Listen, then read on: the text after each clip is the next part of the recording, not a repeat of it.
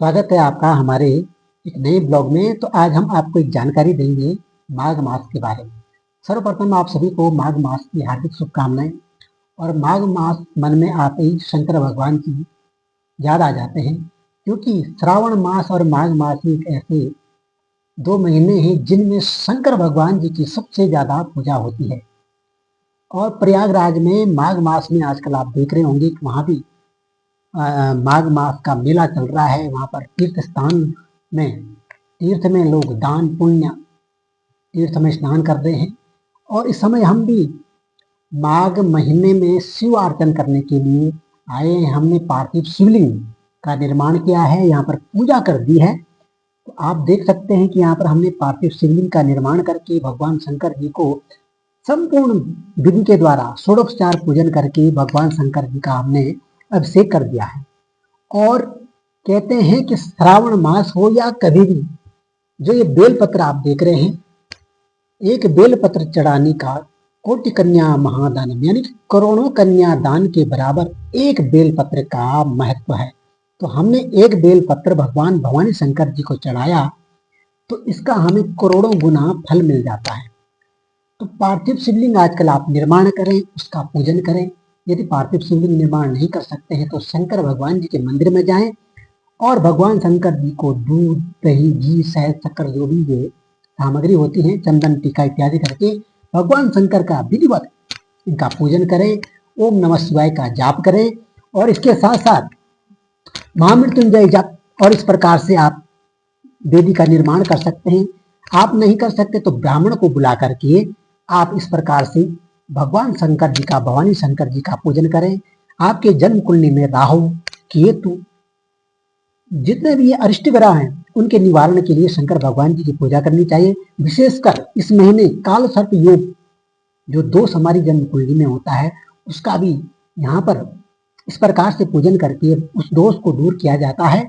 तो राहु केतु का दोष दूर करें और किसी न किसी का जो हमारे नवग्रह हैं, किसी प्रकार की पीड़ा हो, मंगल शनि इत्यादि जितने भी हमारे ग्रह हैं वो सारे के सारे शांत हो जाते हैं शिव पूजन करके, शिवार्चन करके, रुद्री पाठ करके। तो आप जरूर इस उपाय को करें, क्योंकि माघ मास इतना पवित्र महीना चल रहा है। तो इसमें आपको अवश्य ये भोलेनाथ की पूजा करनी चाहिए और इससे आपको मनोवांछित फल की प्राप्ति होने वाली है। तो आपके मन में विचार चल रहा हो कि पार्थिव शिवलिंग कैसे बनाएं, तो सर्वप्रथम आपको जंगल या कहीं खाली स्थान जहां पर पेड़ पौधे होते हैं उस स्थान पर आपको दीमक की मिट्टी खूब ऊंची रहती है वो मिल जाएगी, क्योंकि दीमक ही इस मिट्टी को बनाता है। उस मिट्टी को आपने लाना है।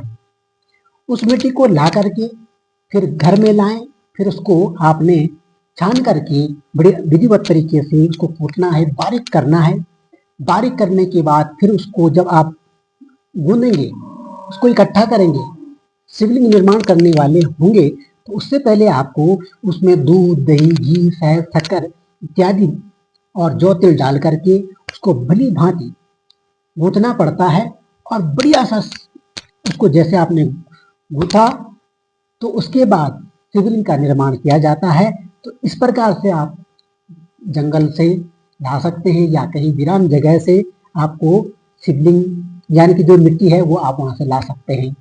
तो इस प्रकार से आप मिट्टी लाएं और फिर भवानी शंकर जी का निर्माण करें और इससे भोलेनाथ जी अत्यधिक प्रसन्न होते हैं, क्योंकि इस मिट्टी की महिमा शिवलिंग से, जो मंदिर में शिवलिंग उससे ज्यादा कहीं ज्यादा करोड़ों गुना ज्यादा महत्व है इसका। इसीलिए लोग घर में माघ मास हो, श्रावण हो या अन्य दिनों में किसी भी महीने भी शिवलिंग का निर्माण कर सकते हैं, यानी कि पार्थिव शिवलिंग का निर्माण कर सकते हैं। यदि आप भी शिवलिंग का निर्माण कराना चाहते हैं तो आप हमसे भी संपर्क कर सकते हैं और हम विधिवत तरीके से शिवलिंग का निर्माण करेंगे, शिवार्चन करेंगे, रुद्री पाठ करेंगे और संपूर्ण जो पूजा है उसको आपके घर पर कर सकते हैं। ऑनलाइन के माध्यम से भी हम कर सकते हैं। तो आज की जानकारी आपको कैसे लगी जरूर कमेंट करें, लाइक करें वीडियो को और शेयर करें। तब तक के लिए जय श्री केदार। तो यहाँ पर हमारे आचार्य जी हैं, तो आचार्य जी भी आपको कुछ नई जानकारी देंगे पार्थिव शिवलिंग के बारे में। ले चलता हूँ मैं उन्हीं के पास और उनके मुखारबिंद से आप सुनने वाले हैं इनके माध्यम से जो भी ये उपचार बताएंगे, जो भी हमारे नवग्रह अरिष्ट हैं तो वो अनुकूल कैसे होंगे और कैसे कैसे विधान करना है, ये भी अपने माध्यम से बताएंगे। क्योंकि आचार्य जी जहाँ भी जाते हैं तो रुद्राक्ष से रुद्र इत्यादि करते हैं। तो हमारे चलता हूँ मैं सीधे आचार्य जी के पास। सभाभ्यः सभापति दस्यवो नमो नमः। जय बद्री विशाल, जय कल्पेश्वर महादेव और नर्मदे हर। आप सभी को माघ मास की बहुत बहुत शुभकामनाएं। माघ मास में और श्रावण मास में, जैसे अभी आचार्य जी ने बताया, बड़ा महत्व होता है शिव जी की पूजा का। आप अपने मनोवांछित फल को पूरा कर सकते हैं भगवान शंकर की पूजा करके। ऐसे ही पार्थेश्वर का भी महत्व शिव महापुराण में आप काफी अच्छा इसका वर्णन है। आप शिव महापुराण सुनेंगे तो उसमें लिंगों का जहाँ पर वर्णन आता है उसमें बहुत महत्व पार्थेश्वर का बताया गया है, उसकी पूजा का महत्व बताया गया है। बहुत सारे आप मनोवांछित फल प्राप्त कर सकते हैं संतान के लिए और धन के लिए, सुख समृद्धि के लिए। वहाँ पर अलग अलग लिंगों का पूजन उसमें बताया गया है। जैसे आपको संतान चाहिए तो स्वयं मक्खन को मथ के, दही को मथ के मक्खन बनाया जाता है।